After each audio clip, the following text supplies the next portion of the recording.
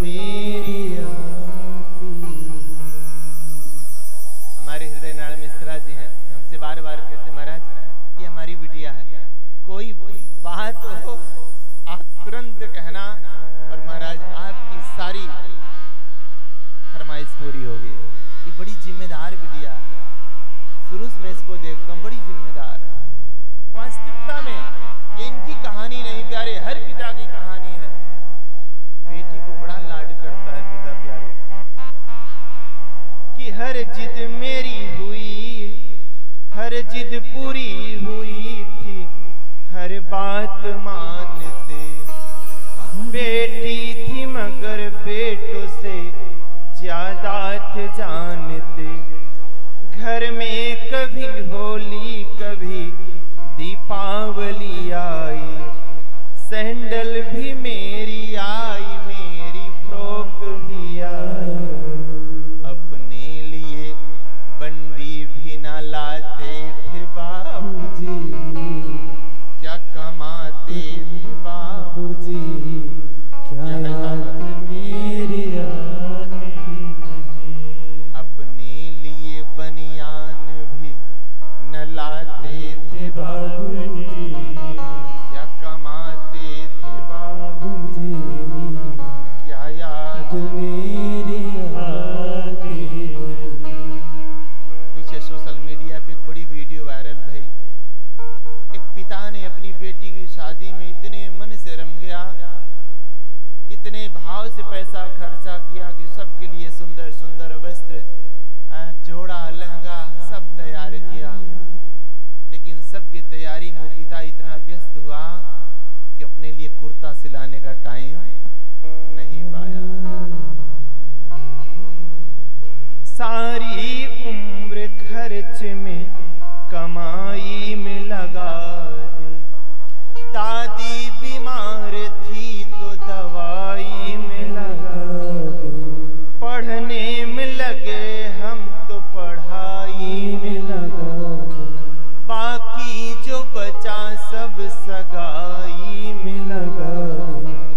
अब किसके लिए इतना कमाते हो बाबूजी, अब किसके लिए इतना कमाते हो बाबूजी, क्या याद मेरी आती नहीं।